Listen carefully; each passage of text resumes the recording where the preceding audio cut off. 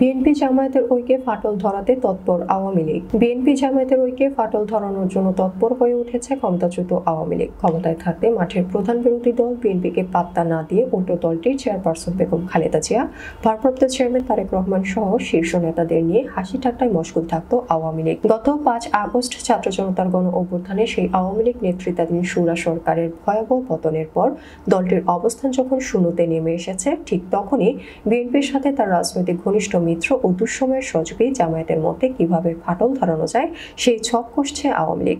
এজন্য বিদেশে পালিয়ে যাওয়া ও আত্মগোপনে থাকা নেতারা ইনিয়ে বিনিয়ে বিএনপির বিভিন্ন কর্মকাণ্ডের প্রতি অনুসমর্থন জানাচ্ছেন এবং প্রতিবেশী দেশ ভারতের সহায়তায় বিএনপির সাথে সখ্য করে তোলার জন্য চেষ্টা তদবির করছে বলে নির্ভরযোগ্য সূত্রে জানা গেছে।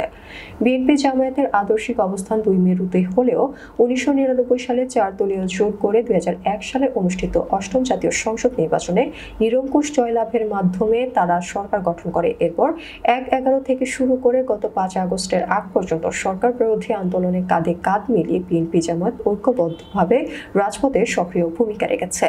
ওই সময় থেকে বিএনপি জামায়াত জোটে ভাঙন সৃষ্টির একটা প্রচেষ্টা ছিল আওয়ামী লীগের।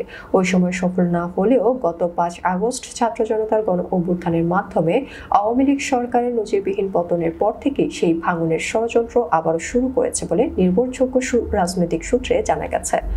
গত ৫ আগস্টের গণ অভ্যুত্থানের পর আওয়ামী লীগের কেন্দ্রীয় নেতা মন্ত্রী ও এমপিদের সবাই আত্মগোপনে চলে যান। খোদ আওয়ামী লীগ প্রধান শেখ হাসিনা সহ আত্মগোপনে থাকা আওয়ামী লীগের কেন্দ্রীয় নেতাদের বেশিরভাগই এখন প্রতিবেশী দেশ ভারতে অবস্থান করছেন।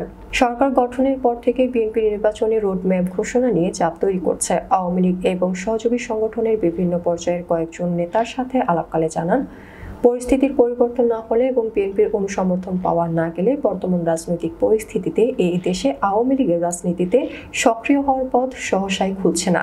তাছাড়া বিএনপির ভারপ্রাপ্ত চেয়ারম্যান তারেক রহমান জাতীয় সরকার গঠনের কথা বলেছেন। আগামীতে জাতীয় সরকার গঠন হলে সেখানে আওয়ামী লীগ থাকবে না, এটা দলের শীর্ষ নেতারা মোটামুটি নিশ্চিত হয়েছেন। সেই উদ্বেগের জায়গা থেকে রাজনীতিতে টিকে থাকতে হলে জামায়াতের সাথে বিএনপির ঐক্যের ফাটল ধরানো বিকল্প নেই।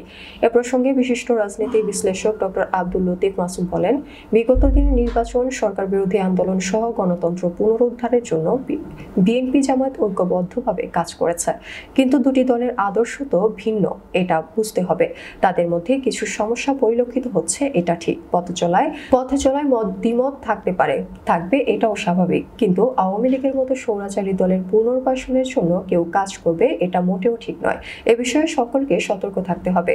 তিনি আরো বলেন, বিএনপির ভারপ্রাপ্ত চেয়ারম্যান তারেক রহমান জাতীয় সরকার গঠনের কথা বলেছেন। শ্রীলঙ্কায়ও তাদের সংকট নিরসনে এখন জাতীয় সরকার গঠন করে দেশ পরিচালনা করছে। জাতীয় সরকার গঠন হলে বিএনপি জামায়াতের বৃহত্তর অংশগ্রহণ থাকবে।